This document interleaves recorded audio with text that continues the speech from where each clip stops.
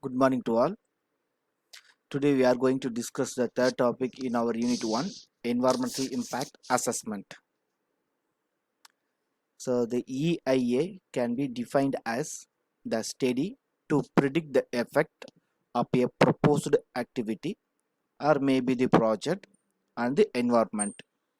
EIA compares various alternatives for a project and seeks to identify the one which represent the best combination of economics and environmental cost and benefits. EIA integrates the environmental concerns in the developmental activities or rights at the time of initiating or preparing the feasibility report. It enables the integration of environmental concern and mitigation measure in the project development. EIA can often prevent future liabilities or expensive alteration in project design. The three core values of environmental impact assessment: one is integrity, second utility, third one sustainability. The integrity, the EIA process should be fair, objective, unbiased and balanced. Then utility, the EIA process should provide balanced, creditable information for decision making. Sustainability, the EIA process should result in environmental safeguard. The environmental assessment has many benefits: protection of environment, optimum utilization of resources, save overall time and cost of the project, promotes community participation, inform decision makers, lays base for environmental sound project. The environmental impact assessment cycle and procedure. The EIA process in India is made of the following phases.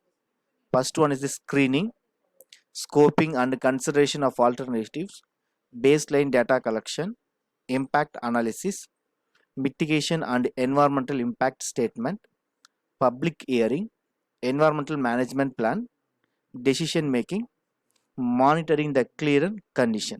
So these are the things, okay, the procedure we have to follow in EIA.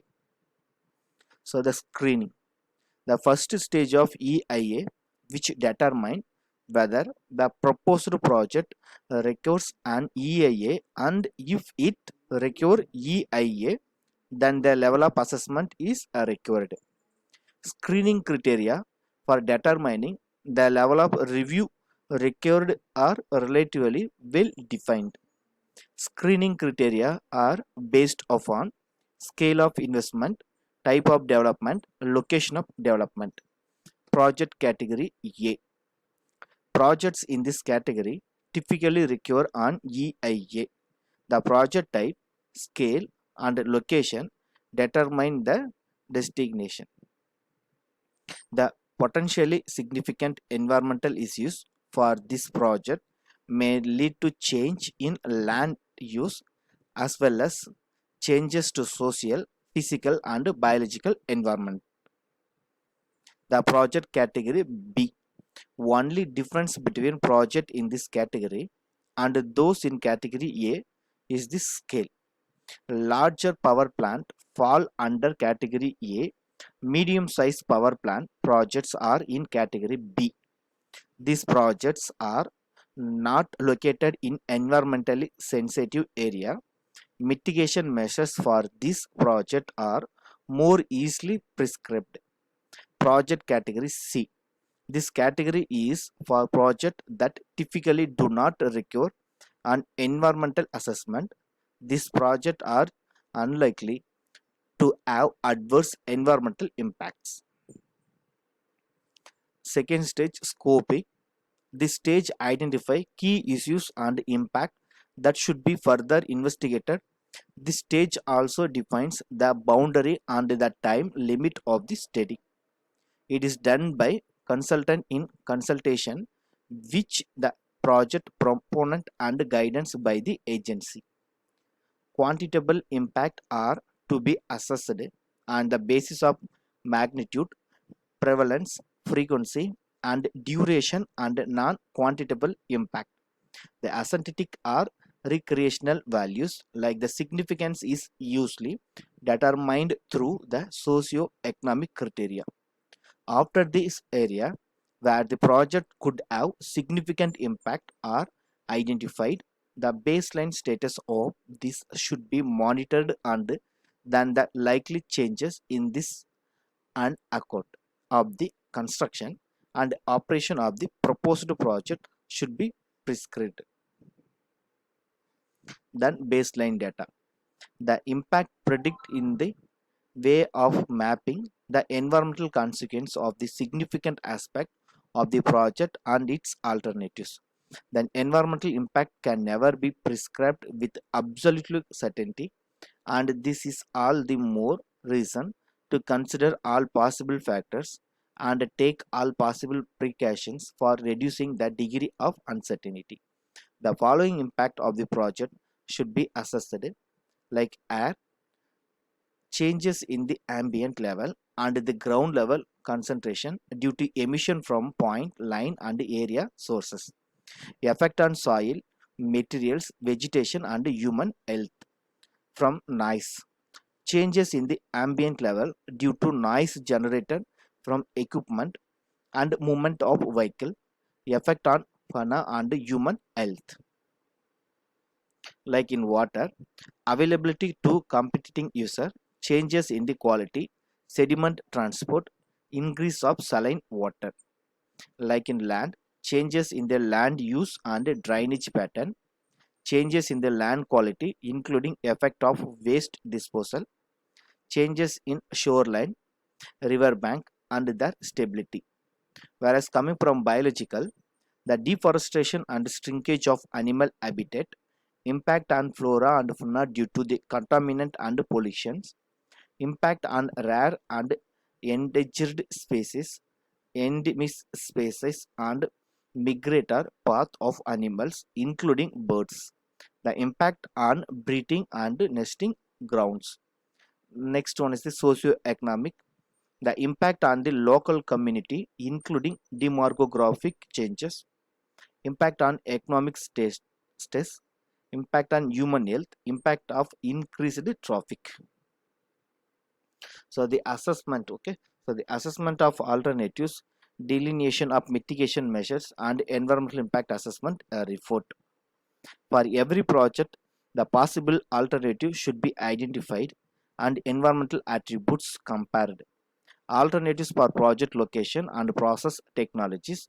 The alternatives of no project should also be considered based on the best environmental option for optimum economic benefit to the community at large. Alternative should be ranked. Mitigation plan for the selected option have to be drawn and is supplemented with the environmental management plan. So here only the environmental impact assessment should be crossed with the management plan to guide towards the environmental improvement. Then environmental management plan is critical for monitoring the clearance condition and enforce the detail of monitoring should be included. Thus, the EIA report prepared should provide the decision maker with the information on different environmental scenario like with the project, without the project, with the project alternatives. Uncertainty should also be reflected in the EIA report. Whereas coming from the public hearing, after the EIA report is made public must be informed and consulted on the proposed development. Summary of the EIA report have to be provided to the people affected due to the proposed project like bona fide local resident, local association, environmental group active in the area, any other person located at the project site, maybe the sites of displacement.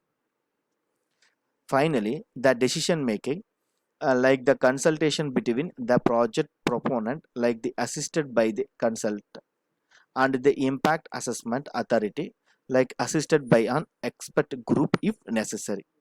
The decision on environmental clearance is arrived at through a number of steps including evaluation of environmental impact assessment, as well as environmental management plan. Whereas coming from the monitoring the clearance condition, monitoring should be done during both construction and operation phases of a project. This ensure that the commitment made are compiled and that if the prediction made in the EIA report are correct. The corrective action should be taken if the impact exceed the predicted levels. So this is the EIA process what we have did in the theory based. So proposal identification, screening process. After the screening, initial environmental examination. If EIA is required or maybe the EIA is not required. Now the public involvement we have to do in a proper way. So now the EIA is required means we have to do the scoping, impact analysis, mitigation and impact management, EIA report. Then finally we have to do the review process. In the review, the decision making will be done like maybe the approved or not approved. If not approved means we have to redesign and again we have to resubmit. If approved means we have to implementation and follow up. While doing the process, we have to information from this process contribute to effective future EIA. It will be going to the public involvement typically occur at this stage. It could occur at any other stage of the EIA process. So now the public involvement again it will be doing the cyclic process. So finally the EIA cycle and procedure will be implemented. What are the components? Okay, so the comprehensive EIA and rapid EIA vary only in the time scale of the data supplied. That is, rapid EIA is for speeder appraisal process. Rapid EIA achieve this through the collection of one season data, whichever is stressful or the project, only to reduce the time required. But this is acceptable only if it is does not compromise on the quality of decision making. So depending on the nature, location and scale of the project, EIA report should contain all or made some of the following components like air environment, noise environment, water environment, biological environment, land environment, socio-economic and health environment, risk assessment, then environmental management plan. The each and every attributes we will discuss on our unit 2. Okay, so then EIA benefit and flaws. Like what is the benefit, what is the flaws? Like providing systematic method of impact assessment, it is a time consuming.